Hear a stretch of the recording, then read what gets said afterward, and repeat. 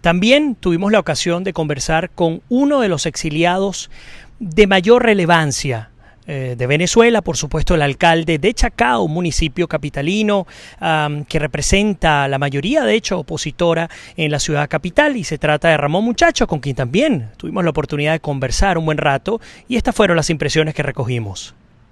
Bueno, lamentablemente, y es nuestra mayor desgracia, en Venezuela no hay salida democrática, y eso es lo peor que le puede pasar a un país. Cuando yo lo dije fue en el contexto de la recién aprobada e legítima Asamblea Nacional Constituyente. Ese fue para mí el punto de quiebre. Es posible que en Venezuela hace mucho tiempo ya no había salida democrática, pero nosotros no lo habíamos reconocido así y luchamos por esa salida democrática, yendo a elecciones con candidatos como Enrique Capriles contra Chávez, contra Maduro, yendo a las elecciones de la Asamblea Nacional, en fin. Pero desde el momento de la Constituyente para acá, eso fue un punto de inflexión. En Venezuela no hay hoy salida democrática, es más, no hay salidas políticas. Lamentablemente, en Venezuela se acabó la política. Eso es un drama para cualquier país. ¿Crees que fue un error para la oposición de cara a la Asamblea Nacional Constituyente no solo abstenerse, sino permitir que se llevaran adelante esas elecciones? Fíjate, la oposición no hace en Venezuela lo que quiere o lo que le da la gana de hacer. Hace lo que puede hacer dentro del pequeño poder y espacio que tiene, que es muy restringido porque en Venezuela hay una dictadura. Nosotros no podemos decir que en Venezuela hay una dictadura y esperar que los políticos y la oposición se organicen como si estuvieran en democracia, o actúen o tengan la eficiencia y la efectividad que tendrían en una democracia, porque eso es imposible.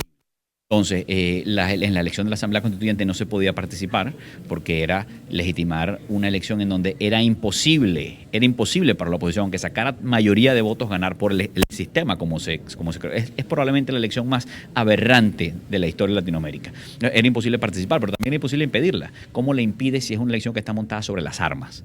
Porque el gobierno de Maduro está montado sobre las armas. O sea, como ustedes ven, por ejemplo, quienes están fuera de Venezuela, una decisión, Tribunal Supremo de Justicia decide tal cosa, mete preso a los alcaldes, como nos pasó a nosotros, nos sentencia a prisión.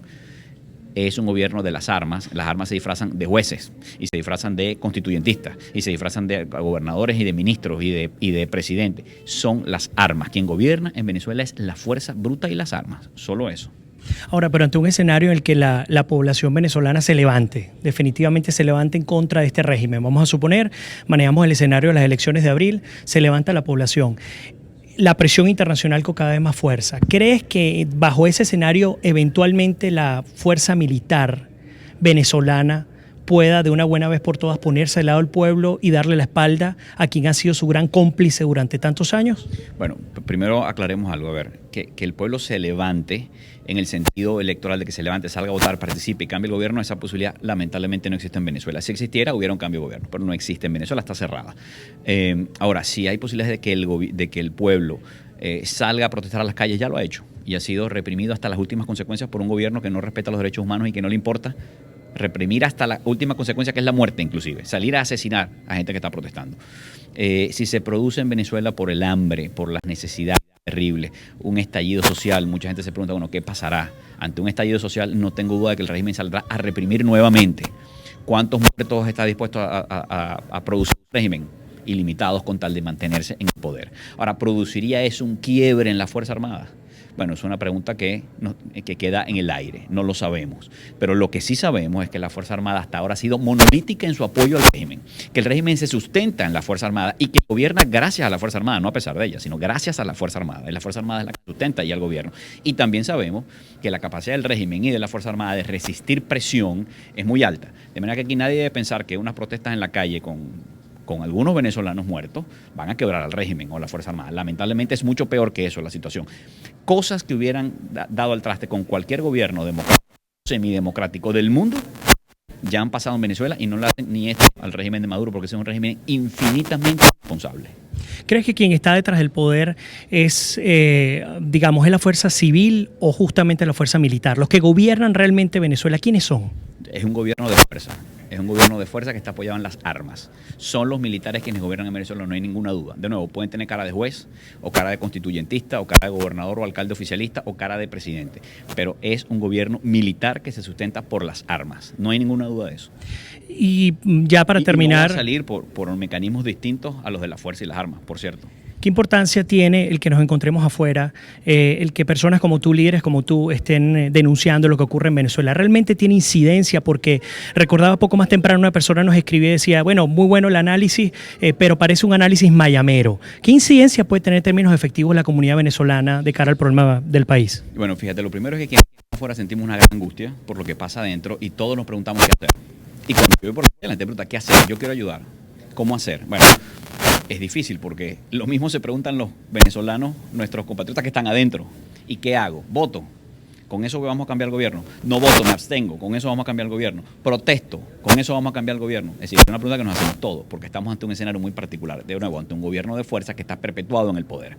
Entonces, lo primero es que esa tu pregunta no tiene una respuesta lógica, fácil, inmediata. Pero quienes estamos afuera sí podemos hacer algo. Bueno, podemos hacer varias cosas básicas. Uno, tenemos que organizarnos de manera que tengamos fuerza en el exilio. Es decir, que pasen cosas que han comenzado a pasar.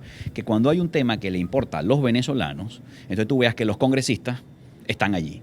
Que el senador Marco Rubio está allí diciendo todo mi apoyo para los venezolanos junto con los demás senadores de la Florida y de los Estados Unidos, de ambos partidos. O como hoy que tenemos un evento aquí en Orlando, entonces el representante de aquí, Darren Soto, viene y dice yo estoy con ustedes y necesitamos un cambio político en Venezuela. Entonces, en la medida que nosotros nos organizamos y tenemos fuerza y somos muchos y además nos inscribimos para votar aquellos que pueden votar porque ya tienen la nacionalidad o la residencia o tienen derecho para votar en Estados Unidos, en la medida que hacemos esas cosas tenemos más fuerza y en la medida que tenemos más fuerza tenemos más capacidad de influir.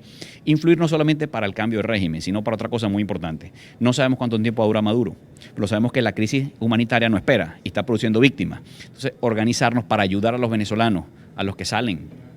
¿Cuántos venezolanos más van a llegar aquí en los próximos 6 meses?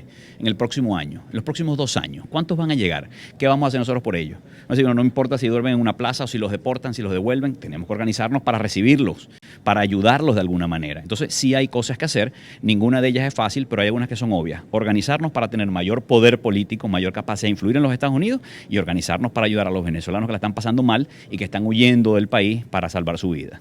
Justamente como exiliado, ¿cuál sería tu mensaje a los venezolanos que te están viendo desde nuestra tierra? Así es. Bueno, fíjate, son momentos muy duros y el futuro es absolutamente incierto.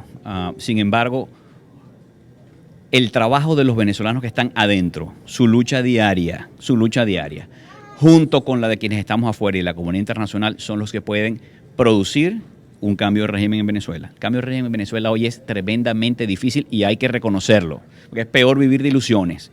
Es tremendamente, cuando alguien dice por ahí, no es que ya el gobierno está en su peor momento, no, mentira. No, es que están a punto de irse, no. Ni Maduro ni Diosdado están viendo si hacen maletas para irse para Cuba o para Corea del Norte. Eso no existe.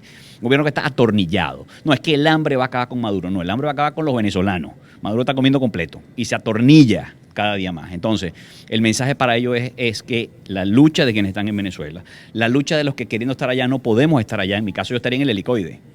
Y tú sabes que los presos políticos no pueden resolver el problema de Venezuela. Los presos políticos se convierten en otro problema que tenemos que resolver los venezolanos. Entonces, los que estamos fuera, contra nuestra voluntad, presionar para que la comunidad internacional actúe sobre el caso de Venezuela. El problema de Venezuela no lo podemos resolver los venezolanos solos. La comunidad internacional tiene que ser activa en la resolución del problema de Venezuela. Y nosotros tenemos que presionar a esa comunidad internacional para que asuma el problema de Venezuela y actúe con contundencia y haga lo que tenga que hacer, por costoso que sea. Más vale ahora que después.